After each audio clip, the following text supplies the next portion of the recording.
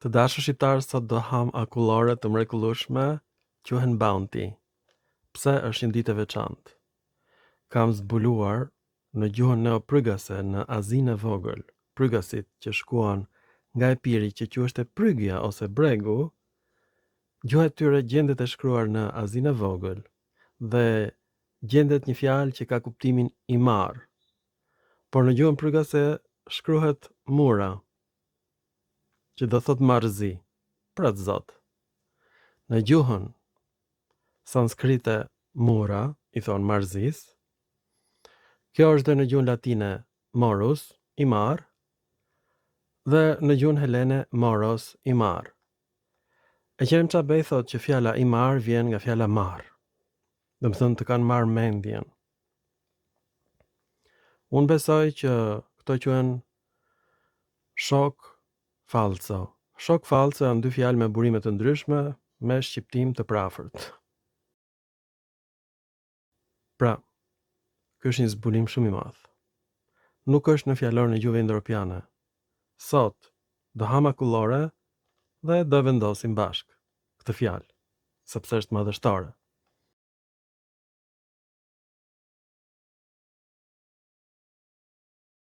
Të dashur shqiptar, këtë zbulim epokal e ka bërë Aleksandr Lubotski, është një gjuhëtar rus, i jashtëzakonshëm. Unë atë nuk e njoh personalisht, nuk e di as se si duket fytyra e tij, nuk e kam parë as fotografinë e tij, megjithatë, unë e adhuroj punën e tij. Pse? Sepse ai ka vërtetuar që prygasit janë pikërisht banorët e lashtë të Epirit, dhe gjuha e tyre është shumë e ngjashme me gjuhën helene. Pra kjo është arsye që dialektet ilire ngjajnë kaq shumë me dialektet helene. Shikoni në monitor zbulimin e tij. Ai ka zbuluar në rasën kallëzore fjalën muron, që do thot i marr, të marrin, fjalë për fjalë. Ka zbuluar mura, që do thot marrëzi.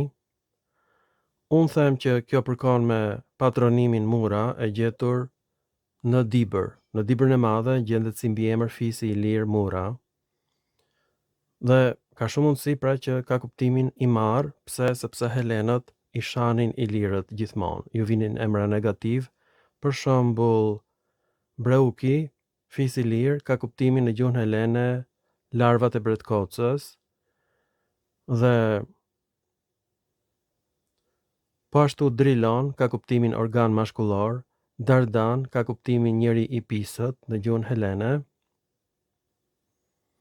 Penestai ka kuptimin sklever të varfër, Douloi ka kuptimin sklever, është origjina e emrit Dule tek shqiptarët, që kujtojnë se janë grek, por në fakt kanë qenë sklever të grekërve.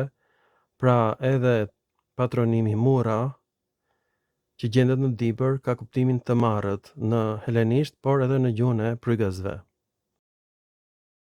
Tani është fjala i marr me të njëjtën burim si mura, ndoshta ju vendosni, por mura është gjetur në gjuhën sanskrite, është gjetur në gjuhën greke, është gjetur në gjuhën latine.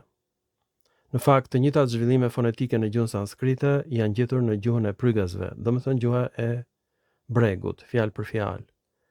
Duhet hequr fjala Epir dhe të rivendoset emri Prygja, që do thot bregu.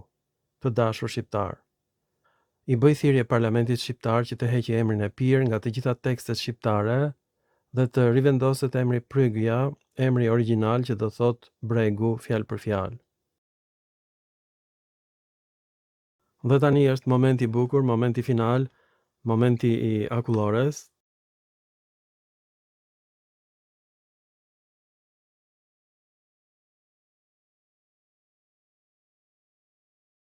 Ky është një moment epokal, duhet festuar.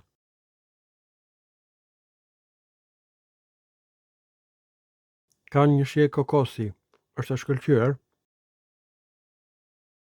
Nuk e di a janë në Shqipëri, po ju garantoj që gratë shqiptare do t'i hanë këto akullore me shumicë. Nëse doni të fitoni zemrat grave, blejuni akullore të dashur shqiptar. Mirupafshim në filma të tjerë shkencor. Dhe hani sa më shumë akullore.